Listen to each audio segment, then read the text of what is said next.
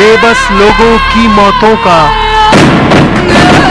दर्द भरा एक राग है।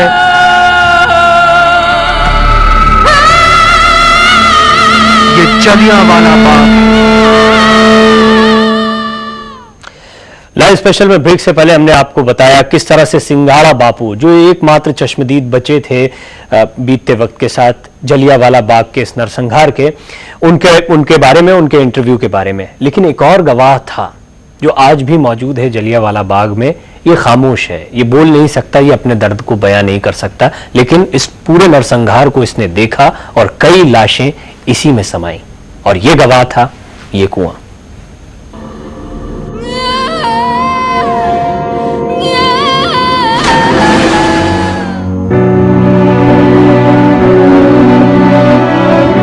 इस कुएं को गौर से देखिए। उस दिन का ये भी एक गवाह है। भले ही ये बोल नहीं सकता, लेकिन इस कुएं ने भी अंग्रेजों की हर हरकत, हर गोली को देखा था, जो हिंदुस्तानियों के सीनों को छलनी कर रही थी। चाहकर भी कोई वहां से भाग नहीं पाया।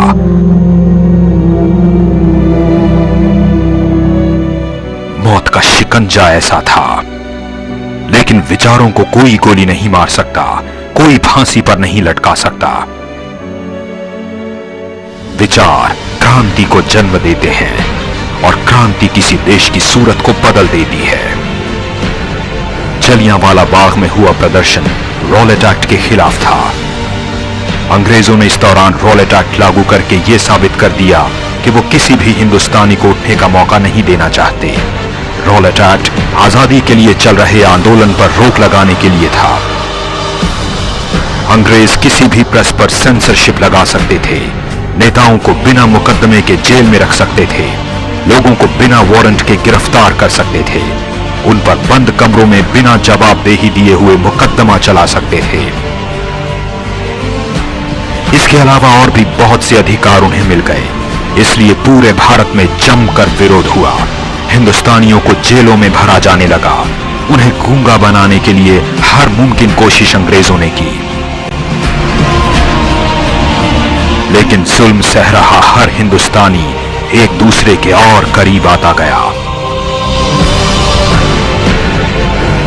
13 अप्रैल 1919 को जलियांवाला बाग में बहा खून आजादी के आंदोलन को सींचने के काम आया और भगत सिंह जैसे युवा क्रांतिकारी बने। इस घटना की लेखकों और विचारकों पर भी बहुत गहरी छाप रही है। मंटो और विंस्टन चर्चिल भी इस घटना से बहुत प्रभावित थे। चर्चिल ने जनरल डायर के खिलाफ पारित हुए आदेश को सही ठहराया था और कहा था कि यह घटना बहुत शर्मनाक है।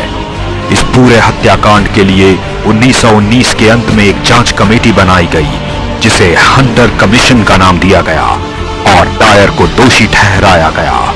Special desk, live India. यहां कई लोग शहीद हुए, लेकिन कई क्रांतिकारियों को इस घटना ने पैदा भी कर दिया था। भगत सिंह उनमें से एक थे और एक और नाम है जिसके बिना जलियांवाला बाग की कहानी पूरी नहीं होती, ऊधम सिंह। ऊधम सिंह जिन्होंने कुछ सालों बाद, इनफैक्ट कई सालों बाद जलियांवाला बाग के इस नरसंहार के इसका बदला लिया और कहानी को आगे बढ़ाया।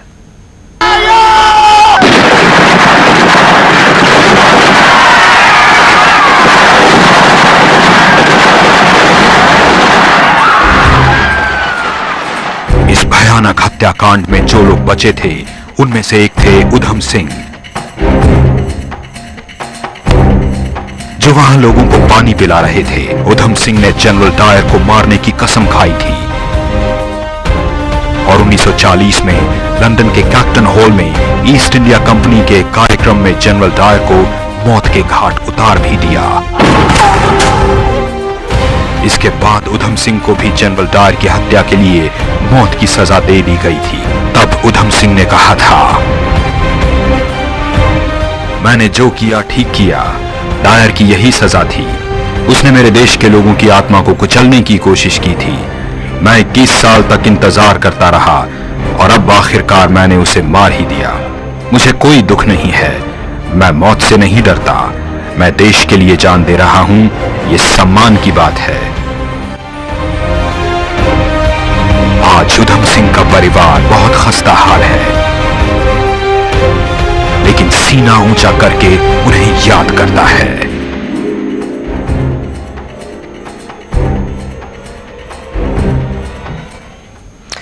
बेशक आज इस गुस्से की जरूरत नहीं है, लेकिन जलियांवाला बाग में मारे गए लोगों की शहादत को याद करने की जरूरत जरूर है। इस खास पेशकश में इतना ही।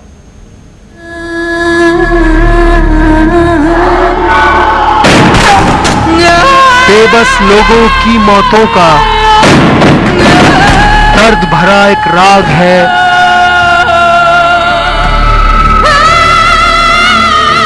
ये जलियांवाला बाग।